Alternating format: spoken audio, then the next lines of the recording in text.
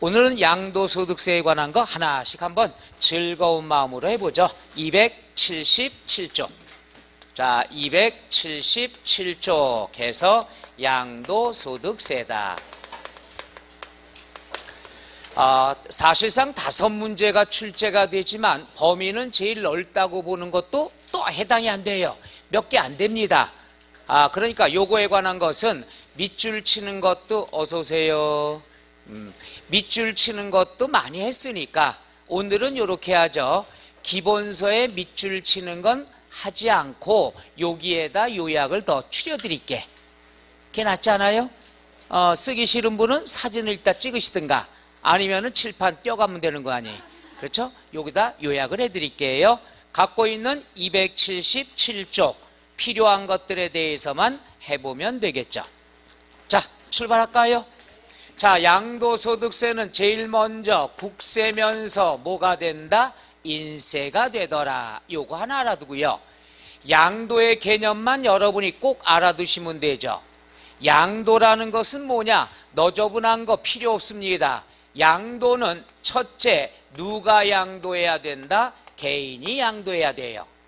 우리가 법인이 양도하면 양도소득세 안 냅니다. 뭘 내야 되죠? 법인세를 냅니다. 해서 개인이 양도하고 반드시 뭐가 되느냐? 유상 이전이 돼야 됩니다. 무상 이전은 양도가 아니라 상속 또는 뭐가 되겠죠? 증여가 되죠. 그 다음 사실상 이전이 돼야 된다. 이 말은 뭐냐? 형식상 이전에 대한 것은 양도소득세 낼 필요가 없다. 사실상 이전이 돼야 된다. 그 다음에 뭐가 있느냐? 요건 뭐냐? 일시적인 양도만 해당이 된다. 반복적인 양도다 그러면 양도소득세 안 내요. 뭘 내야 됩니까? 부동산 매매업이니까 사업소득이 된다는 얘기죠. 그 다음에 요게 마무리가 중요하죠. 첫째, 양도소득세는 등기 여부와 관련이 있다 없다? 없다. 등기된 걸 팔아도 양도, 미등기된 걸 팔아도 양도가 되죠. 그 다음 허가 여부와 관계가 있다 없다? 없다. 무허가 건축물을 팔아도 양도소득세 내야 된다는 얘기죠. 그 다음 마지막 국내에 있던 국외에 있던 관계가 있다 없다? 없다. 이렇게 정리하죠. 국내에 있는 부동산을 팔아도 양도소득세 내고 외국에 있는 걸 팔아도 우리나라에 양도소득세 내야 됩니다. 따라서 제일 중요한 것이 요 개념이 되겠죠. 제일 중요한 겁니다. 요것만 알면 다른 거 필요 없어요. 정리할게요. 누가 양도해야 되죠? 무슨 이전만 되죠? 자, 사실상 이전만 되지 형식상의 이전은 양도로 볼 수 있다 없다? 없다. 그 다음 일시적인 양도고 등기 여부와 관련 없고 허가 여부와 관련 없고 국내외 관계가 없다. 팔기만 하면 양도소득세 내란 얘기죠. 되겠습니까? 거기 나와 있는 게 왜 오늘 다 죽어가셔 이렇게? 평상시답지 않게? 나에 대한 애정이 다 식었나 이제? 우리 그런 사이였어요? 항상 즐기면서 해야 되는데 짠해 보여 왜 이렇게? 자, 집에서 싸우고 나오셨구나. 다 잊어먹어요. 자, 278쪽에 나와 있는 네모 3번 특징 나와 있는 거 있죠? 자, 1번부터 8번까지 나와 있습니다. 밑줄은 안 쳐도 되니까 그건 굵은 것만 한번 읽어보면 되겠죠. 끝. 이게 특징입니다. 특징. 두 번째 뭐가 나오느냐? 과세대상. 과세대상. 한번 해보죠. 과세대상. 과세대상은요, 작년에 출제가 됐습니다. 따라서 오늘은 간단하게만 정리하겠어요. 양도소득세 과세대상은 크게 5개다 있더라. 끝. 이렇게만 아시면 돼요. 첫째는 뭐가 있느냐? 부동산. 부동산이다 그러면 콕 찍어 토지와 건물을 얘기하죠. 두 번째는 뭐가 있느냐? 부동산에 관한 권리가 있죠. 우리 너무 많이 했는데 그냥 부동산 이러면 내 거예요? 남의 거예요? 내 거고 부동산에 관한 권리가 나오면 요건 누구 부동산? 그렇죠. 남의 부동산이다. 이렇게 알아두면 되죠. 그럼 남의 부동산에 관한 권리는 어떤 것이 있느냐? 공부 안 해도 돼요. 작년에 나왔으니까. 굵은 것만 하시면 됩니다. 그 다음 기타 자산, 그 다음 주식, 그 다음 파생상품 해서 과세 대상에는 몇 개가 있다? 5개가 있더라. 요것만 하시면 되죠. 한번 해보자. 부동산, 부동산에 관한 권리, 기타 자산, 주식, 파생상품. 280쪽부터 시작을 해서 284쪽까지는 특별하게 공부하실 필요는 없습니다. 연속 출제 가능성이 희박하기 때문에 좋잖아요. 이런 것들은 제쳐놓고 그냥 5개가 있더라. 이렇게만 요약하면 되겠죠. 그 다음 285쪽에 양도의 개념이 나와 있습니다. 해보죠. 개념. 요것도 시험에 나왔어요. 작년에 큰 놈이 요 놈하고 양도에 대한 범위, 개념, 요게 시험에 나왔죠. 2개가. 그렇지만 얘는 또 연속 가능성이 있기 때문에 요거에 관한 것은 좀 자세히 설명을 들어갈게 해요. 양도의 개념은 요거예요. 양도로 볼 수가 있느냐, 양도로 볼 수가 없느냐, 요거 구별하는 거. 그러니까 먼저 행위에 있어서 양도냐 아니냐를 구별해야 돼요. 그럼 구별한 다음에 양도가 아니면은 아예 쳐다볼 필요 있다 없다? 없다. 양도가 아니면 양도소득세 계산할 필요가 없다는 얘기죠. 그럼 양도에 해당하는 것 중에서는 또 과세가 되는 게 아니라 과세되는 것도 있고 비과세되는 것도 있다는 얘기죠. 그러니까 처음에 구별하는 거예요. 양도냐 아니냐. 양도가 아닌 건 버려버리고 양도로 보는 것 중에서 과세가 되냐 비과세가 되느냐 이렇게 구별해야 되겠죠. 그러면 양도로 볼 수가 있는 건 뭐가 되느냐? 유상이전. 양도로 볼 수 없는 건 뭐가 되죠? 무상이전. 이렇게 나누면 되죠. 그러면 양도로 볼 수가 있는 건 되게 쉬워요. 단어만 알면 돼요. 단어.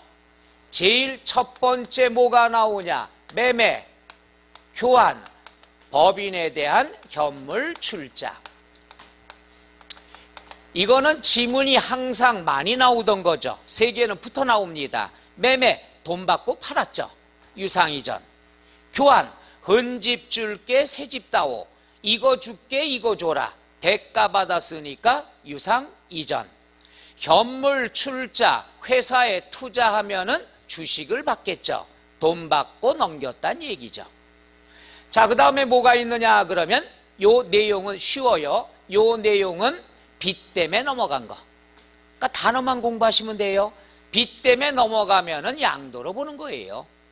대표적인 게 뭐가 있느냐 그러면은 대물 변제. 해보죠. 대물 변제. 변제, 빚값 받다. 돈이 없어서 대신 부동산으로 갚았다. 쉬운 말로 빚 때문에 넘어간 거란 얘기죠. 그러면 대물 변제. 그 다음 뭐가 있느냐? 수용을 당했다. 대신 보상금 나오겠죠. 그 다음 뭐가 있냐? 공매다, 경매다. 빚 때문에 넘어갔죠. 그 다음 세금으로 냈습니다. 물납. 요 내용들은 다 빚 때문에 넘어갔다. 오케이? 그 다음 뭐가 있느냐 그러면은 위자료가 나오죠. 위자료다 그러면 뭐가 생각나죠? 위자료 하면은 그렇죠. 이혼. 여기서 세법에서 알아둘게요. 부부가 이혼에 관한 게 나오면 무조건 남남으로 봅니다. 따라서 위자료는 헤어지면서 갚아야 될 거니까 일종의 빚이라고 생각하면 돼요. 자, 예를 들어서 남자가 있고 여자가 있는데 남자가 밥 먹다가 싸웠어요. 남편이 뭐라고 그래요? 갈라서. 그럼 여자는 뭐라고 그래요? 땡큐. 이러면 돼요. 우린 쿨하니까 뭐 옛날처럼 울고 그러는 거 없어요. 그런데 남자가 상가 건물 100억짜리 갖고 있다. 요거는 총각 때 상속받았다. 그럼 재산분할 대상이 안 되는 거죠. 이러면 또 상황이 달라지죠. 남자가 갈라서 그럼 여자는 미안해 이래야 되겠죠. 100억짜리 갖고 있으니까 나가봐야 손해보니까. 자, 이런 경우에 갈라서 오케이 하다 보니까 위자료를 갖다가 청구해야 되는데 여자가 아기를 11명을 낳아줬어요. 요 정도는 돼야 아기들이죠. 11명 나눠줘서 위자료 청구할 때 재판부에서 한 사람당 애 하나당 얼마 9억씩의 위자료 계산했어요. 그럼 11명이면 본인 거 아닌데도 막 웃음이 나잖아, 그죠? 다 뺏었다 이거예요. 그럼 얼마를 줘야 되는 거죠? 99억을 줘야 돼요. 그럼 이건 빚이에요. 남남이 됐으니까. 그러면 남자는 99억의 위자료 갚아야 되는데 돈이 없어요. 가지고 있던 총각 때부터 갖고 있었던 상가 건물을 소유권 이전을 해줬습니다.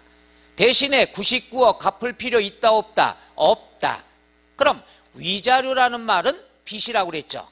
요거 줘야 될 것을 부동산으로 이전을 해준 거예요. 다시 말하면 99억 받고 파는 걸로 간주가 되죠. 따라서 양도로 본다 안 본다? 본다가 돼요.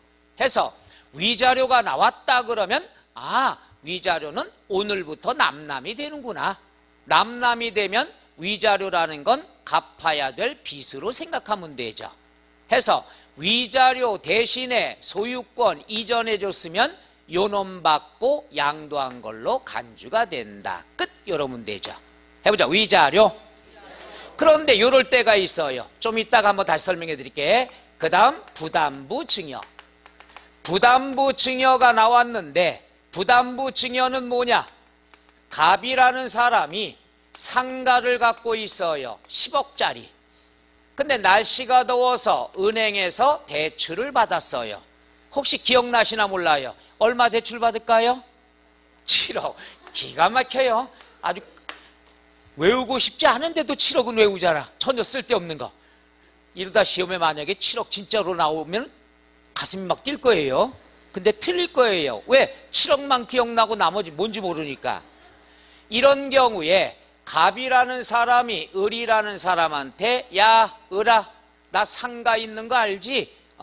너 공짜로 줄게. 증여해 줄게. 다만 조건이 있다. 나 은행빚 있는 거 네가 좀 끌어안아라. 그럼 내 채무를 부담해 준다는 조건부로 줬다. 요걸 뭐라고 그러죠? 부담부 증여라 얘기하죠. 부담부 증여의 뜻만 알면 쉬워요. 내 채무를 부담한다는 조건부로 공짜로 줬다. 요걸 뭐라고 그래요? 부담부 증여. 그러면 갑은 7억에 대해선 갚을 필요 없겠죠. 그럼 갑은 상가 건물을 7억 받고 양도한 걸로 보는 거죠. 나머지 3억에 대한 건 뭘로 보는 거죠? 증여로 본다는 얘기죠. 따라서 부담부 증여가 됐을 때는 채무를 인수한 부분에 대해서만 뭘로 본다? 양도로 본다. 끝. 이러면 되죠. 해서 양도로 보는 것들은 이해 가시나요? 그러니까 얘는 시험에 나올 때 너무 쉬워요. 앞에 요 단어가 나오고 뒤에 양도로 본다. 그럼 맞는 거고, 양도로 보지 않는다. 이러면 틀리는 거고. 그러니까 단어만 알면 너무 쉽다. 공부 자세히 안 해도 된다는 얘기죠. 이게 다니까. 아깝잖아요. 여기 시험에 나온 거니까. 그렇지만 얘보다는 얘가 중요하니까 얘에 관한 것을 또 나올 수가 있다는 얘기죠. 요걸 잘 봐야 돼요. 얘들은 무조건 항상 양도로 본다. 끝. 이러면 되고, 얘는 두 가지로 나눠요. 양도로 볼 때 있고 양도로 보지 않을 때 있고, 항상 세법은 두 가지로 나눠지는 게 시험에 나온다고 그랬죠. 자, 출발할까요? 첫째, 양도 담보가 나옵니다. 자, 요거죠. 야, 은행아, 나 7억만 빌려줘. 나 상가 있는 남자야. 나 못 믿어? 알았어. 그럼 상가 건물을 담보로 줄게. 담보로 맡길게. 한 달 뒤에 원금 이자 못 갚으면 네 맘대로 해라. 요런 대출 계약 맺었겠죠. 그래서 담보로 제공하는 시점에서는 소유권 넘어간 게 아니죠. 양도로 볼 수 있다 없다? 없다가 되죠. 그럼 담보로 제공하는 시점은 양도가 아니지만 그로부터 한 달 뒤 약속한 날짜에 채무를 이행하지 못했어요. 그럼 빚 때문에 넘어가야 되겠죠. 이럴 땐 소유권 이전되죠. 이럴 땐 양도로 볼 수 있다 없다? 있다가 돼요. 따라서 담보는 어느 시점이냐에 따라 둘로 나눠진다. 담보로 맡겼다. 양도가 아니고, 야 나중에 빚 때문에 넘어갔다. 그럼 양도로 보는 거고. 시점. 따라서 담보로 제공하는 시점은 양도가 아니지만 나중에 채무를 이행하지 못해서 넘어가면은 대물변제로 보는 거예요. 뭘로 봐요? 대물변제니까 양도로 볼 수 있다 없다? 있다가 되죠. 그래서 두 가지 경우인데 어느 시점이냐, 요게 포인트가 된다는 것. 그 다음에 아까 위자료 나왔죠. 위자료와 같이 생각할 게 뭐가 있냐? 공유물 분할. 남남끼리면 공유물 분할이고 부부끼리면 뭐가 되죠? 재산 많이 힘드신가 봐요. 사장님도 많이 생각했던 것 같아요. 재산 분할이다 그러면 부부. 그럼 여기서 배운 거랑 똑같죠. 위자료 남남되는 거니까 양도죠. 그죠? 그럼 재산 분할도 남남이 되는 거죠. 남남이 아닌데 매일 재산 분할할 수는 없는 거 아니에요. 재산 분할이다 그럼 끝난 거예요. 부부가. 위자료도 끝난 거고. 이럴 경우에 두 가지가 있습니다. 공유물하고 똑같아요. 갑이라는 사람이 있고 을이라는 사람이 있는데 공동 소유하고 있어요. 공동 재산이란 얘기죠. 갑이 70% 지분이 있고 을이 30% 지분이 있다. 공동 명의로 돼 있죠. 했다가 밥 먹다가 갈라서 땡큐 분할을 했을 때 자기의 지분대로 논아가졌으면은 형식상의 이전이죠. 자기의 지분대로 이름만 바꾼 거니까. 그러면 사실상의 이전에 대해서만 양도소득세 낸다고 그랬죠. 형식상의 이전이에요. 공동명이 돼 있다가 자기 지분대로 이름을 자른 거예요. 형식상의 이전이죠. 따라서 양도로 볼 수 있다 없다? 없다가 돼요. 그냥 형식상의 이전이니까. 근데 이럴 때가 있죠. 갑이 갈라서 땡큐 70%인데 돈이 필요해요. 야 을아 요중에 10%만 네가 좀 사라. 그러면 갑은 지분이 감소가 됐죠. 대신에 돈을 받겠죠. 그럼 돈 받고 판 거예요. 양도로 본다 안 본다? 본다. 그러면 을 입장에서 뭐예요? 면적, 지분이 늘어났죠. 지분이 늘어난 만큼 돈 줬겠죠. 그럴 때 을은 뭘로 봐야 되죠? 취득으로 본다는 얘기죠. 따라서 공유물 또는 재산 분할할 때 지분이 줄었다는 것은 팔았으니까 양도가 되고 지분이 늘었다는 것은 취득으로 보는데 이번 단원은 양도소득세 단원이에요. 따라서 취득에 관한 건 생략을 하도록 하죠. 괜찮겠어요? 그럼 두 가지가 있죠. 공유물 분할이다 그러면 뒤에 지분 변경이 있느냐 없느냐. 지분 변경이 없으면 지분대로 이름만 나눴다는 얘기죠. 이럴 땐 형식상의 이전 양도로 볼 수 있다 없다? 없다. 그런데 지분이 감소가 됐어요. 지분이 줄은 대신에 돈 받았겠죠. 따라서 요건 양도로 볼 수 있다 없다? 있다가 되죠. 항상 이런 게 시험에 많이 나오는 거죠. 해서 제가 이름을 붙였습니다. 세법은 3포인트예요. 문제 풀 때 항상 요것만 잘하면 되죠. 뭐냐? 분할이 나왔으면은 지분을 보고 그 다음 양도냐 아니냐. 항상 세 가지 포인트만 동그라미 치면 답이 나와요. 요걸 내가 이름 줬어요. 저만 아는 비법. 특허 받아야 돼. 3포인트 세법이라고. 항상 왜 웃어? 좋은 건데? 지문이 나왔을 때는 거의 다 세 개 포인트만 알면은 문제 다 풀 수 있습니다. 멋있잖아요? 3포인트. 됐어요. 그럼 세 가지 포인트 이렇게 바꾸면 될 거 아니에요. 세 가지. 요 말 이해가요? 자, 그래서 요거에 관한 것들이 또 뭐가 있느냐? 요런 게 있죠. 뭐가 있느냐 그러면 소유권의 환원. 요것도 곧잘 나오니까 환원은 좀 이따 또 나올 겁니다. 한번 해볼게요. 환원이 뭐냐? 환원이라는 건 원위치를 얘기하는 거죠. 원위치가 뭐냐? 이거죠. 7살짜리 애가 있는데 게임을 너무 좋아한다고 그랬죠. 아이템을 사고 싶은데 돈이 없어요. 엄마 아빠 마트 간 사이에 안방에 들어가서 등기 권리증 갖다가 동네 공인중개사에게 3만 원에 팔았습니다. 그 공인중개사 이름이 뭐냐? 대박 공인중개사. 대박 터진 거 아니에요. 3만 원에. 소유권 넘어갔어요. 나중에 보니까 없어졌어. 언제까지 집 비워달래요. 이건 당연히 미성년자와의 통정에 의한 거래니까 무효가 되겠죠. 소송을 걸어서 다시 찾아왔습니다. 뭐라고 그러죠? 환원이라 얘기하죠. 환원을 했을 때는 소송의 이름이 뻔하죠. 매매, 원인, 무효의 소송이란 얘기죠. 오케이? 그러면 요 양도도 무효고 취득도 무효예요. 거래 자체가. 따라서 소송에 의해서 소유권이 환원이 됐으면 양도로 볼 수 있다 없다? 없다가 되는 것. 이해가요? 좀 이따 또 나옵니다. 해보자. 환원. 눈들이 막 풀리네. 많이 힘드시나 보다. 그럼 요번에 정신 바짝 차리고 제일 어려운 걸 할 테니까 마음대로 기절하세요. 환지 처분이 나옵니다. 요 환원하고 환지 처분은 좀 이따 또 나와요. 그러니까 요건 잘 봐야 됩니다. 해보자. 환지. 환지 처분에 관한 것은 어떤 것이 있는 거냐 하면은 요거죠. 요거. 여기다 그림 그려갖고 이따가 또 해야 될 텐데 요거죠. 50제곱미터의 땅이 있었어요. 이걸 주고서 50제곱미터의 다른 땅을 받았습니다. 땅을 교환하는 걸 뭐라고 그러죠? 환지. 환지라고 하는 것은 내 맘대로 하는 거죠. 내 했다간 뛰쳐나갈 뻔했어요.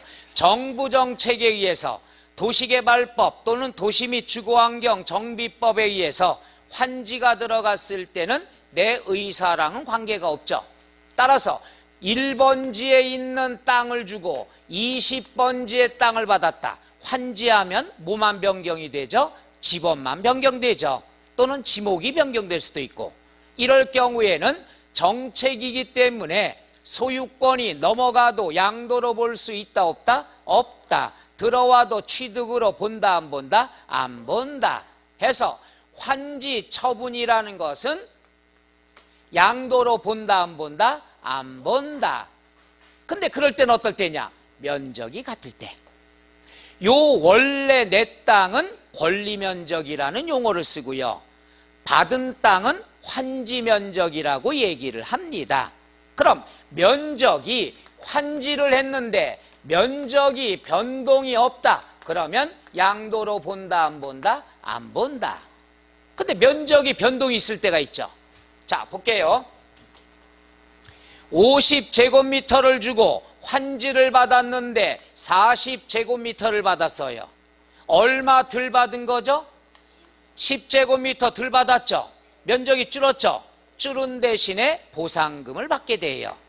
그러니까 면적이 줄었으면은 돈이 나오니까 양도로 보는 거고, 50을 줬는데 70제곱미터를 환지를 받았다.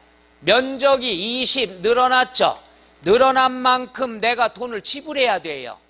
그럼 면적이 늘어났으면 뭐가 되죠? 취득이 되고, 면적이 줄었으면 뭐가 되죠? 양도가 된다는 것. 이해가요? 이걸 우리가 증환지, 감환지 이런 말을 쓰는데 다 필요 없어요. 우리는 면적만 얘기하면 되죠. 따라서 우리가 면적이 늘면 취득으로 보지만 이번 단원이 양도소득세 단원이니까 면적 증가는 공부하지 말죠. 한번 했으니까. 그럼 뒤에 면적이 뭐가 되죠? 감소가 되면 양도로 본다 안 본다? 본다가 된다는 것. 그러니까 둘 중에 하나. 그러니까 시험에 많이 나올 수밖에 없죠.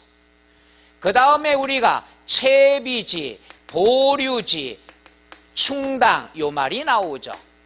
채비지가 뭐라고 그랬죠? 채비지? 이제 들은 척도 안 해요. 이제 채비지다 그러면 어떠한 도시개발법에 의해서 개발사업 들어가는데 내가 사업 비용을 부담해야 되는데 돈이 없어요. 가지고 있던 땅으로 퉁 친 게 바로 충당이 되는 거죠. 해보자. 채비지 충당. 그러면 내 입장에서는 사업 비용 대신에 땅을 줘서 땅의 소유권이 이전이 됐죠. 그럼 이거에 대한 것도 양도로 본다면 사업 비용을 땅으로 내고 또 땅이 넘어갔다고 해서 양도소득세까지 부담되면 이중부담이 된다는 얘기죠. 따라서 사업 비용 대신에 땅으로 충당, 퉁쳤을 경우에는 형식상의 이전, 양도로 본다 안 본다? 안 본다. 끝. 이러면 되죠. 요 정도만 알아두면은 걱정할 것이 없습니다. 거기까지 이해 가시겠어요? 요거 알면 돼. 여기까지 알면. 양도의 범위. 그런데 과세 대상하고 양도에 대한 개념이 시험에 작년에 나왔지만 과세 대상은 또 안 나올 거고 얘는 요 정도 나왔으니까 둘 중에 하나는 언제든지 하나락도 나올 수 있다는 얘기죠. 항상 세법은 둘 중에 하나가 중요한 거다. 꼭 명심해야 됩니다. 그 다음에 여러분이 갖고 있는 292쪽의 4절 양도 및 취득식이 나와 있죠. 요건 나올 때가 됐다고 해서 별 표시하라고 했던 것 같은데 그죠? 요거 신경 써야 됩니다. 요것도 요렇게 공부하면 돼요. 양도 시기만 잘 알면 끝나요. 해보자. 양도 시기. 양도일이 언제냐 하는 것은요, 요 세 줄 나오는데 상식선에서 접근할게요. 자, 사장님이 저기 집을 팔았어. 그러면 언제가 양도일로 봐야 되는지 상식적으로 한번 접근해보죠. 언제가 양도일로 봐야 될까요? 집 판 날? 굉장히 단어가 순박해요. 그죠? 집 판 날. 자네. 에? 대금청산일? 아주 대금청산일 이거는 상식적이 아니라 교과서적인 대답이죠. 상식적은 뭐예요? 내가 집을 팔았어. 언제를 양도일로 봐야 되느냐? 돈 받은 날. 그죠? 대금청산, 사회에서 그래요? 대금청산일 이래요? 그냥 돈 받은 날, 잔금 받은 날 이러면 되겠죠. 바로 이건 상식선으로 접근하라는 얘기죠. 언제가 양도일로 봐야 되느냐? 원칙. 원칙은 대금청산일이 되죠. 해보죠. 대금청산일. 대금청산이라는 것은 사실상의 잔금을 지급한 날이 되죠. 받은 날이 된다는 얘기죠. 이게 원칙이에요. 이거 알면 돼요. 그런데 뭐가 있냐? 치맥기가 좀 있어요. 돈을 받기는 받았는데 언제 받았는지 이게 불분명해요. 그럼 분명하지 않으면 옆에서 그러죠. 언제 받았어? 기억이 안 나. 기억이 안 나. 그럼 뭐라 그래요? 그럼 등기소 가봐. 거기 보면은 등기한 날이 나오겠죠. 따라서 청산일이 불분명하면은 언제가 되죠? 등기 접수일이 된다는 것. 상식선에서 해요. 외우지 말고. 자, 그런 다음에 예외가 나오는데 우리 이거 배웠죠? 시기, 날짜예요. 날짜. 날짜가 여러 개 나오면 그 중에서 어떤 날? 어떤 날? 또 시작해요? 세율이 여러 개 있으면 이 중에 어떤 세율? 우리 어떻게 하면 좋냐? 높은 세율. 금액이 여러 개 있으면 어떤 금액? 또 높은 금액이? 큰 금액이 되죠. 세 개는 기본이에요. 금액이 여러 개 나오면 어떤 금액? 큰 금액. 세율이 여러 개 있으면 높은 세율. 날짜가 여러 개 있으면 빠른 날이라는 거 알면 뭐예요? 어떤 날이 빠른 날인지 모르는데 한번 해볼게요. 대금 청산 전에 등기를 했다. 이렇게 나오죠. 날짜가 두 개 나오죠. 대금 청산일이 나오고 등기일이 나와요. 그럼 둘 중에 어떤 게 빠르? 어떻게 빨라요? 거봐, 이렇게니까 맨날 빠른 날 이렇게 알면 뭐해? 이렇게 나왔는데 청산일이 빨라요? 등기일이 빨라요? 그러면 언제가 되는 거죠? 등기 접수일이 된다는 얘기죠. 따라서 양도식이다 그러면 이게 99%예요. 얘만 가져도 한 문제 맞출 수가 있게끔 출제가 됩니다. 원칙 언제가 되죠? 대금 청산일. 청산일이 분명하지 않으면은 등기 접수일. 청산이라고 등기라고 같이 나오면 어떤 날? 빠른 날. 끝. 세 줄만 갖고도 문제 하나 풀 수가 있다니까요. 얼마나 경제적이에요. 자, 그 다음부터는 뭐냐? 다 취득 시기에 관한 것들이에요. 그러니까 대금 청산을 했으면 오늘이 양도일이고 상대방은 오늘이 뭐가 되죠? 취득일이 돼요. 근데 양도일은 요거 하나뿐이 없으니까 취득일에 대해서만 취득세와 같을 때가 있고 다를 때가 있습니다. 그것만 여러분이 신경 쓰시면 되죠. 자, 하나씩 들어가 볼까요? 장기할부가 나와요. 매번 나오는 게 해보자. 장기할부. 요것도 상식선으로 접근해 볼까요? 언제가 취득일이냐 이거야. 돈이 없어서 할부 조건으로 산 거예요. 그럼 내가 상가를 샀는데 20년 할부예요. 그럼 할부다 20년이다 그러면 언제를 취득일로 잡아야 될까요? 상식전. 할부가 끝나는 날. 좋죠? 왜 나한테 승질 부리는데? 할부가 끝나는 날. 할부가 끝나는 날. 그런데 우리가 제일로 희열을 느낄 때가 언제죠? 내 이름으로 돌릴 때. 그렇잖아요? 생애 첫 주택을 샀는데 남편 명의가 아니라 내 명의로 됐을 때 그냥 며칠간은 잘해주죠. 그 다음에 또 들들 볶지만 똑같은 거예요. 20년 할부다 그러면 할부금 다 내고 일단 20년이 경과돼야 되겠죠. 그리고 할부금 끝나면 제일 먼저 내가 하는 절차가 뭐예요? 명의를 내 거로 돌리는 거. 그날을 뭐라고 얘기하느냐? 소유권 이전 등기 접수일이 원칙이 되죠.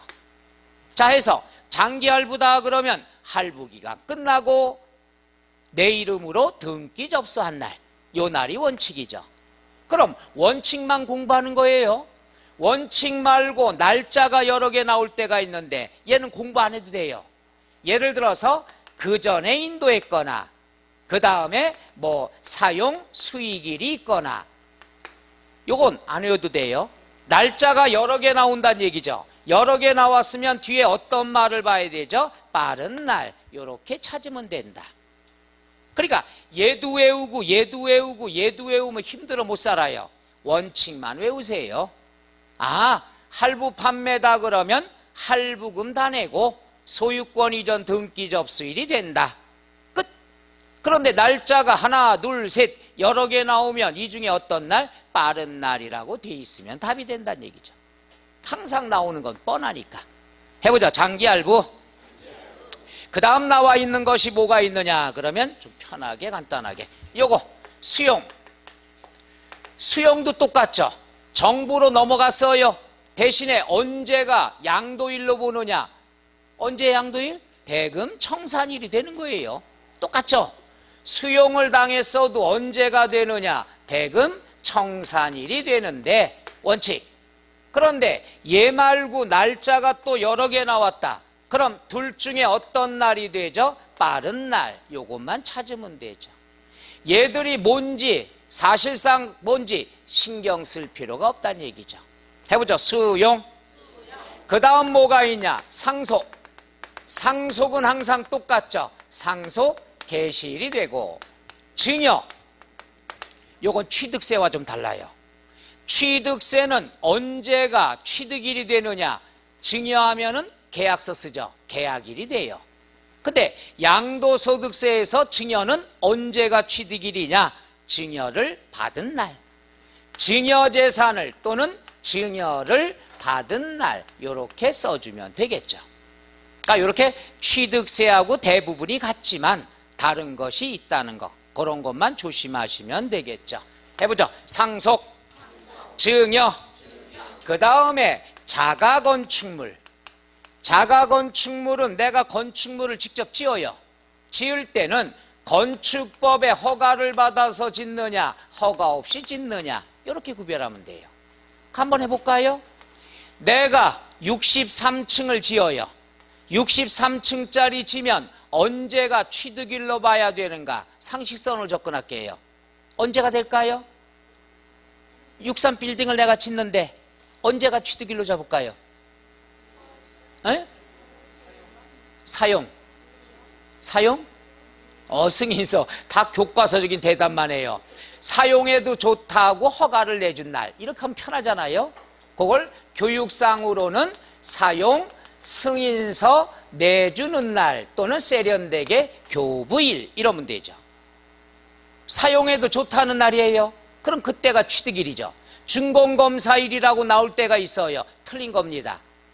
자, 요 날이 원칙인데 그 전에 임시사용 승인을 받거나 사실상 승인 없이 사용한 날이 나올 때가 있어요. 외우지 말아요. 날짜가 여러 개 있다는 얘기죠.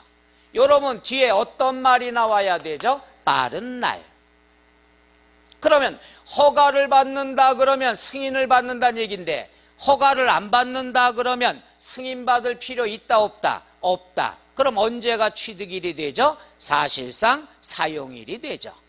따라서 무허가에 대해서는 사실상 사용한 날이 뭐가 된다? 취득일이 된다. 이러면 되죠.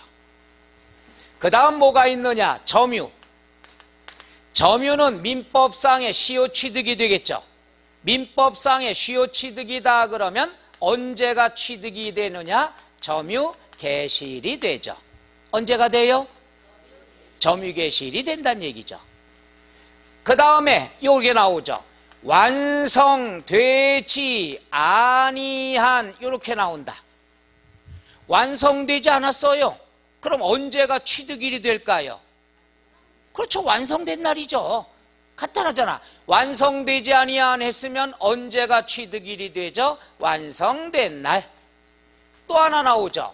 확정되지 아니한 그랬으면 언제가 취득일로 간주가 돼야 될까요? 확정된 날이 되는 거죠. 요거 완성되지 아니한 완성된 날, 확정되지 아니한 확정된 날. 끝. 그 다음에 이제 좀 전에 요게 다시 나온다고 그랬죠. 환원하고 환지. 요것만 마무리 들어가면 돼요. 자, 볼게요. 소유권의 환원 해보죠. 환원.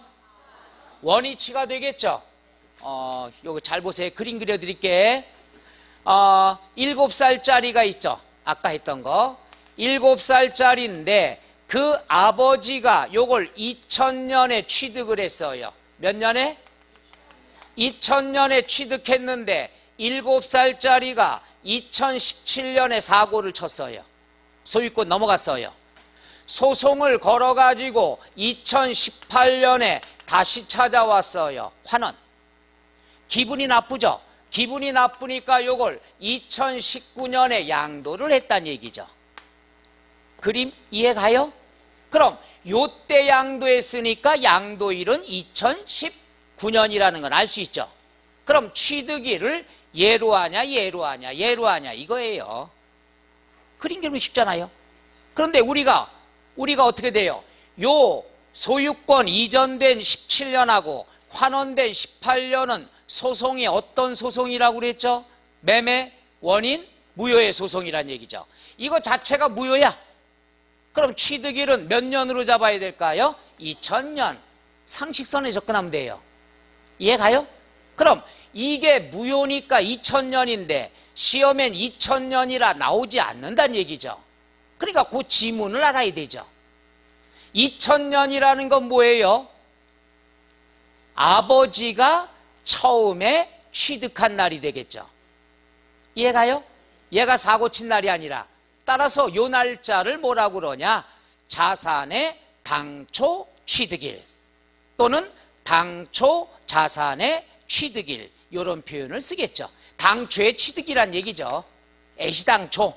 따라서 시험 지문에는 당초의 자산 취득일 이런 용어를 써요. 2000년 이렇게 안 나오니까 해보죠. 환원. 당초 자산의 취득일. 요 지문이 나온다는 거 알아두시면 되겠죠. 애시당초 사온 날이 되겠죠. 시험 보러 가서 날짜로 하니까 이해는 가는데 2000년을 뭐라고 해야 될지 고민하고 있다는 얘기죠. 그러니까 애시당초 사온날, 줄여서 당초 사온날 이렇게 해주면 되겠죠. 해보자. 당초. 그 다음에 이제 자 환지가 나오는데 머리 아플 거예요. 환지 해볼게요. 자, 이거 어떡하나? 여기다 그려서 하려나? 요것만 요약하면은요 끝나는 거예요. 요약집 다 필요 없어요. 그냥 요거 갖다가 써봐요. 요거 이렇게 줄어들지. 난 글씨가 큰데도. 줄이면 뭐예요? 공부를 해야지. 오늘 오면서 걱정했잖아요. 오늘 책 안 갖고 온 분도 많이 있을 텐데 어제 찾다가 지쳐가지고 그래서 내가 엊그저께 갔더니 거기서 이 얘기를 농사만 했거든요. 그 두 분이 맞대 이래요. 그거 보는 순간 미치겠대. 그죠? 자, 환지는 요거죠. 해볼게요. 50제곱미터의 땅을 2000년에 취득했어요. 그런 다음에 50제곱미터의 땅을 2017년에 환지를 받았어요. 요거 주고 요거 받았어요. 했다가 요거를 2019년에 양도를 했어요. 그림 돼요? 그러면 양도일은 2019년이라는 건 누구나 알 수 있겠죠. 취득일을 여기로 잡냐 여기로 잡냐 이거예요. 상식선에서. 환지는 내 맘대로 하는 거죠. 내 하다 들킨 사람이 두 사람 있어요 지금. 그럼 환지는 내 뜻대로가 아니기 때문에 정부 법률에 의한 거기 때문에 정책에 의한 거니까 요 날짜로 하면은 보유기간이 몇 년뿐이 안 돼요. 2년뿐이 안 되니까 억울하다는 얘기죠. 왜? 양도소득세는 보유기간에 따라 세율이 차이가 나거든요. 그러니까 정부 정책 때문에 취득일을 요 날짜로 하면 손해본다는 얘기죠. 그럼 당연히 언제로 해줘야 되죠? 2000년으로 해줘야 되겠죠. 이해 갑니까? 그럼 2000년이라고 시험에 안 나와요. 그럼 뭐라고 지문이 나올까요? 환지 되기 전에 취득가액이 되겠죠. 취득일이 되겠죠. 이해가요? 그래서 환지 처분은 면적이 변동이 없다 그랬으면은 환지 전에 취득일이 된다는 얘기죠.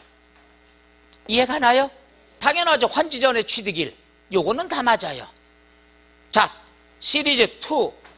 자, 두 번째 거 보도록 하죠. 두 번째는 뭐냐 하면은 잘 보세요. 50제곱미터를 주고 40제곱미터를 환지받았어요. 얼마 줄어들었어요? 10이 줄어들었으면 보상금 나오겠죠. 요건 요때 양도로 본다는 얘기죠. 그럼 여기에서 큰일 났네. 갈 때까지 갔네.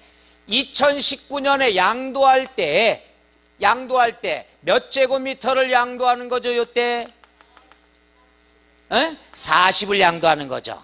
그럼 둘로 나눠서 10제곱미터는 언제 취득일이 되죠? 2000년. 언제 양도가 되죠? 2017년. 환지 때 파는 거 아니야. 10은. 40제곱미터는 언제가 취득일이에요? 2000년. 언제가 양도일이에요? 2019년이 되겠죠. 이해 가나요? 어렵나? 근데 왜 이렇게 불안하지? 그러니까 환지 때 양도한 걸로 본다는 얘기죠. 자, 또 하나.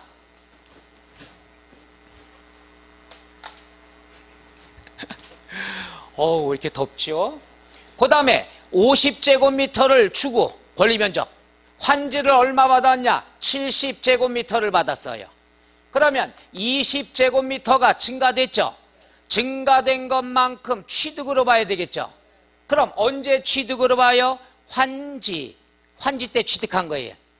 환지 때 양도한 거고, 면적이 줄었으면 환지 때 양도한 거고, 면적이 증가됐으면은 환지 때 취득한 거고, 결국 2019년에는 몇 제곱미터를 양도한 거예요?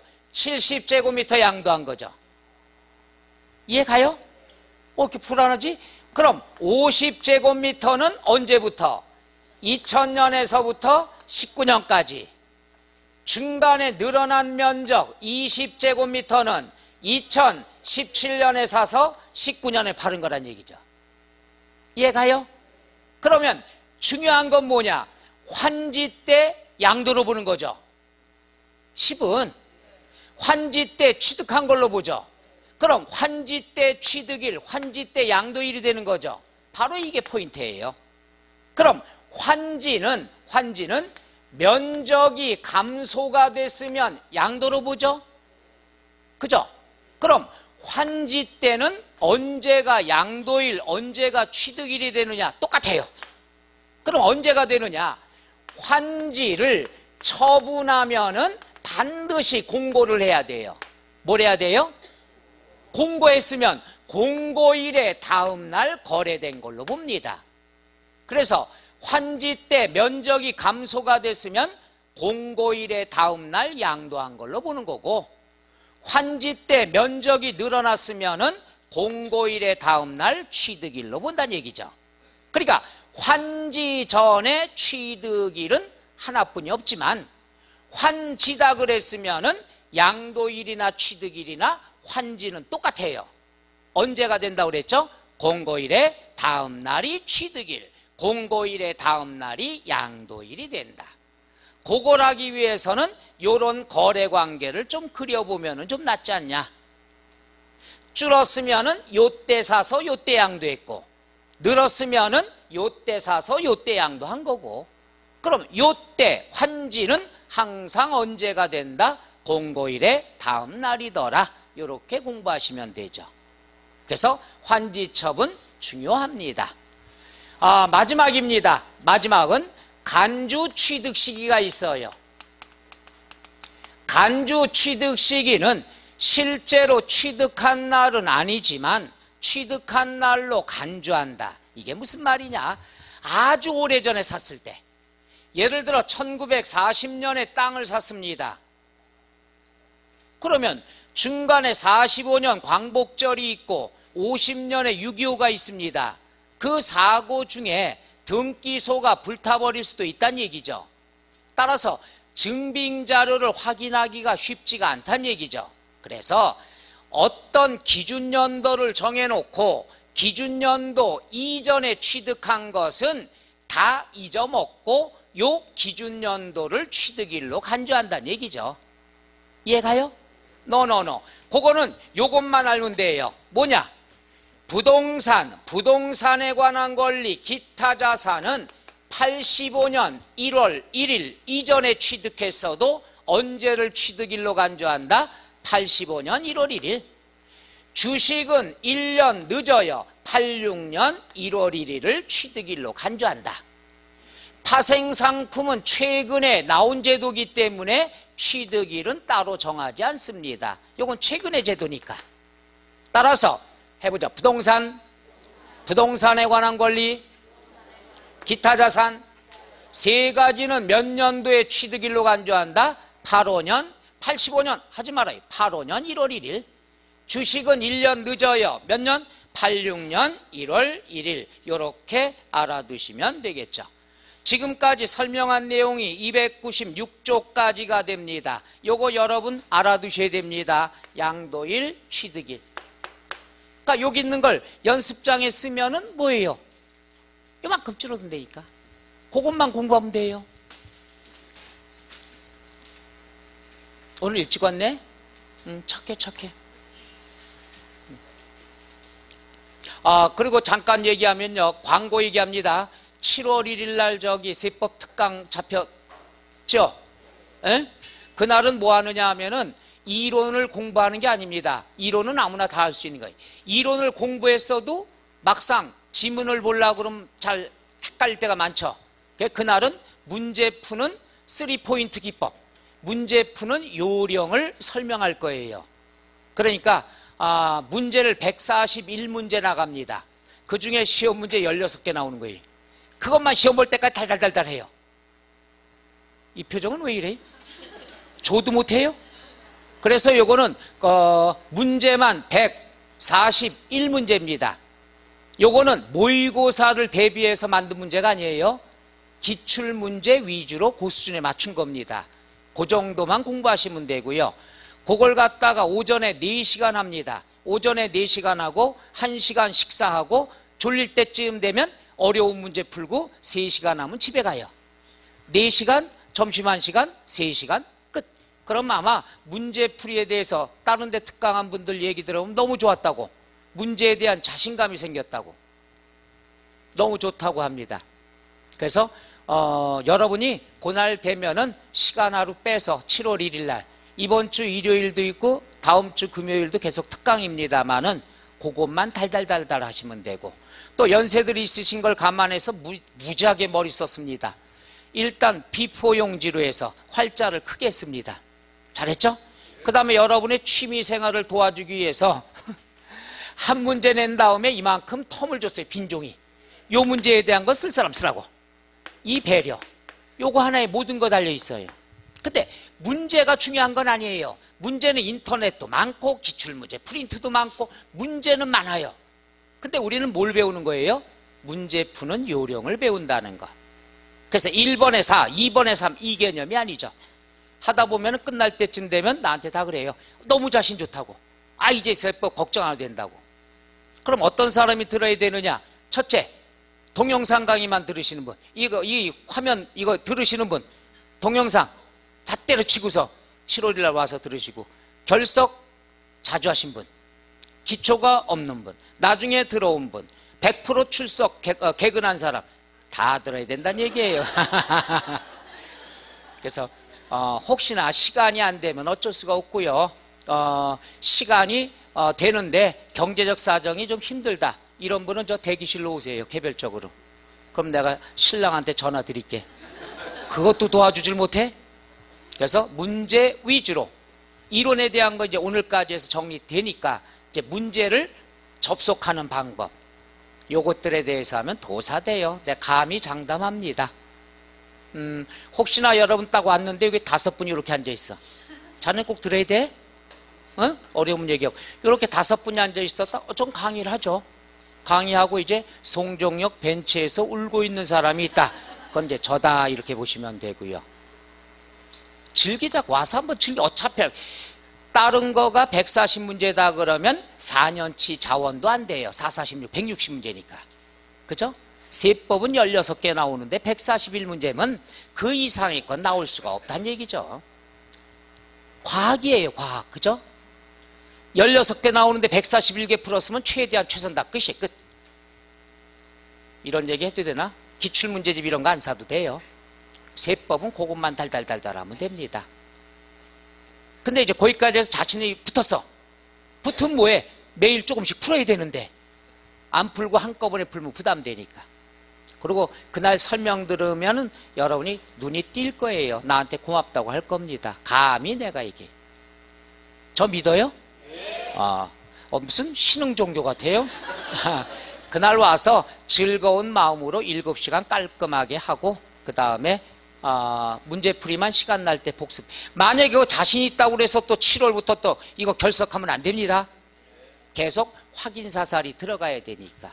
그렇게 나가면 여태 세법은 16개 중에서 그거 한 10서너 개 취하 못 맞겠어요? 물론 1개 정도는 뭐 평상시보다 패턴이 다른 게 나올 수도 있지만 거의 확률이 적어요. 그리고 나오면 답이 몇 번? 오케이, 그럼 되는 거지 뭐.